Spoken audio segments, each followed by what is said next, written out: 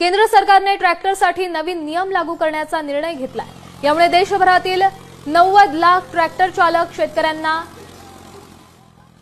या निर्णयाचा काँग्रेसचे आमदार सतेज पाटील यांनी देखील विरोध केला असून जाचक अधिसूचना तात्काळ रद्द करण्याची मागणी करण्यात आली।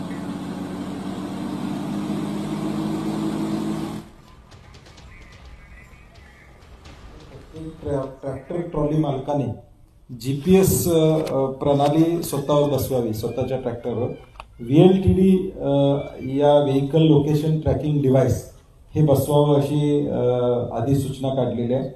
त्याचबरोबर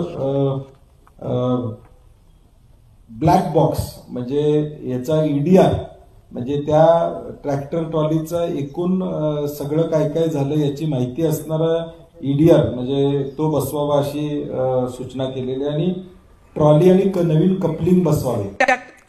तर शेतकऱ्यांच्या या संदर्भात काय प्रतिक्रिया आहेत पाहूयात।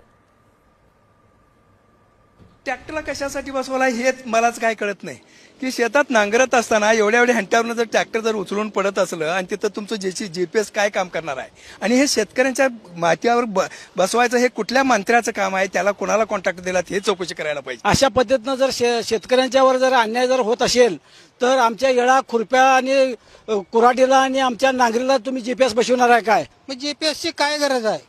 की सरकारला पैसा कमी पडत असेल म्हणून हे सगळं उद्योग सरकारनं चालवलेलं आहे। म्हणजे एकूण सरकार शासन हे भिकारीच आहेत, हे शेतकऱ्यांच्याकडनं भीक मागायला लागल्यात। बैलगाडीला पण बसवा म्हणतील त्यांनी। पंतप्रधानांना विनंती आहे की शेतकऱ्यावर मुळावर उठू नका तुम्ही। तर ट्रॅक्टर संदर्भातला हा नवीन नियम काय सांगतो पाहूयात। मालवाहू ट्रॅक्टरसाठी ब्लॅक बॉक्स बंधनकारक। कायद्याच्या कचाट्यात शेतकरी अडकण्याची यामुळे भीती निर्माण होते। GPS ट्रॅकिंग प्रणालीमुळे AIS 140 प्रणीत VLTD अनिवार्य असेल। त्यासोबत अपघाताची माहिती रेकॉर्ड करण्यासाठी ब्लॅक बॉक्सचा वापर करण्यात येतो।